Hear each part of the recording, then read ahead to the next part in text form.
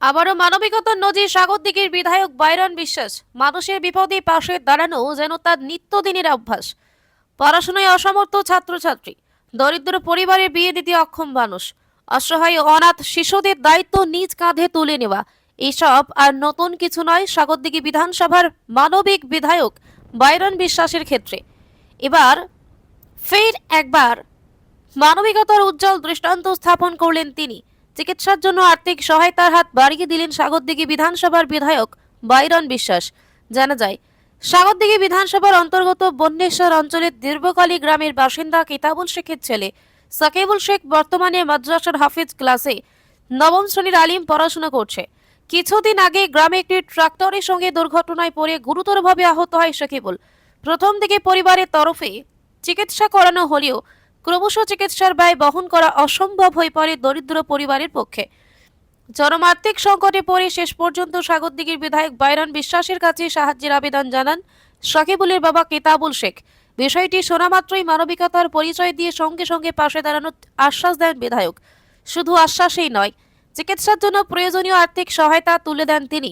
বিধায়ক বাইরন বিশ্বাসের এই মানবিক উদ্যোগে আবেগপ্লুত কিতাবুল শেখ, তার পাশাপাশি এলাকার জনপ্রতিনিধি থেকে শুরু করে সাধারণ গ্রামবাসীরাও বিধায়কের এই মানবিক মুখে মুগ্ধ। এলাকাবাসীর একাংশের বক্তব্য, বাইরন বিশ্বাস শুধু একজন জনপ্রতিনিধি নন, তিনি মানুষের বিপদের বন্ধু। আবারও প্রমাণ হলো, রাজনীতির ঊর্ধ্বে উঠে মানবিকতাই একজন জনপ্রতিনিধির আসল পরিচয়। আর সেই পরিচয়ে বারবার উজ্জ্বল হচ্ছেন সাগরদিঘির বিধায়ক বাইরন বিশ্বাস। আজকে সাগরদিঘি বিধায়কের কাছে কি উদ্দেশ্যে এসেছিলেন? কিছু সাহায্যের জন্য। কিসের জন্য, কি হয়েছে? আমার ছেলেটা অ্যাক্সিডেন্ট করেছে। কতদিন আগে অ্যাক্সিডেন্ট হয়েছে আপনার ছেলে? জোরে বলুন। 18 দিন হলো। 18 দিন আগে ছেলে অ্যাক্সিডেন্ট হয়েছে। বিধায়কের কাছে এর আগেও এসেছিলেন না আজকে প্রথমবার এলেন? আজকে প্রথম এলেন।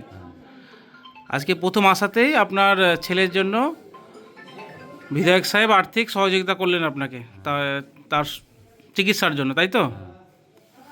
এই যে আপনি আজকে প্রথমবার এসে বিধায়ক সাহেব আপনাকে একটা সহযোগিতা করলেন একটা অর্থ দিয়ে, হ্যাঁ, সেটা অন্যদের কাছে দেখা যায় না। অন্যরা হয়তো বারবার যায়, আশা করে, যাওয়া আশা করে, হয়তো পায়, কিছুটা পায়।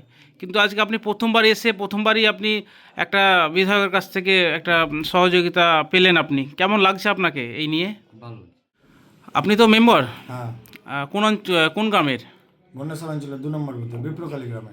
আচ্ছা, আজকে এনাকে নিয়ে এসেছিলেন আপনি, মূলত কি বিষয় একটু বলবেন? ওনার কাছে ছেলে- আসুন, কাছে আসুন। হ্যাঁ, ওনার ছেলে মাওলানা 9-এ পড়ছিল এবং হাফেজ। আচ্ছা সে একটা গ্রামে ট্রাক্টরের সঙ্গে ধাক্কা লেগে অ্যাক্সিডেন্ট হয়ে যায় আচ্ছা। এবং তার গুরুতর জখম অবস্থায় প্রচুর টাকা খরচা হয়ে যায়। সে আচ্ছা। আর্থিক সাহায্যের জন্য আমরা বিধায়কের কাছে এসেছিলাম এবং উনি আমাদেরকে বেশ খুশি করে দিল, যেটা আমাদের তার চিকিৎসার জন্য কাজে লাগবে। আপনি বিধায়ককে তো জানাননি ফোনে, হট্টকার এসছেন, আজকেই প্রথম এসছেন? আজকে প্রথম এসেছি সাহায্যের জন্য। আচ্ছা, তাছাড়া আমরা মাঝে মধ্যে আসি। আপনারা হয়তো এইটা প্রথম না, অনেক এসছেন এর আগে হয়তো? এর আগে এসেছি, আমাদের গ্রামের একটা মহিলার চিকিৎসার জন্য বিধায়ক 1 লক্ষ টাকা দিয়েছিল। আচ্ছা, উকিল সাহেব আপনি তো অঞ্চল সভাপতি, কি বলবেন এই বিষয়ে? দেখুন, আমাদের সাগরদিঘির বিধায়ক তিনি সব সময়তেই গরিবের বা সাধারণ মানুষের পাশে থাকে। আজকে যেমন এই বিষয়ে ভাইরা এসেছিল, ইনি শুধু নয়, আজকে আমি উপস্থিত থেকে দেখলাম কমপক্ষে 25 থেকে 30 জন এই কার অ্যাক্সিডেন্ট, কার মানে দুস্থ পরিবার সবাই এসেছিল, সবারই পাশে আমাদের বিধায়ক আছেন। যেমন ইনাকে বললেন যে আমরা কিছু আর্থিক সহায়তা দিলেন এবং বললেন যে আগামী দিনে মেডিসিনের ব্যাপার নিয়েও তিনি দেখবেন।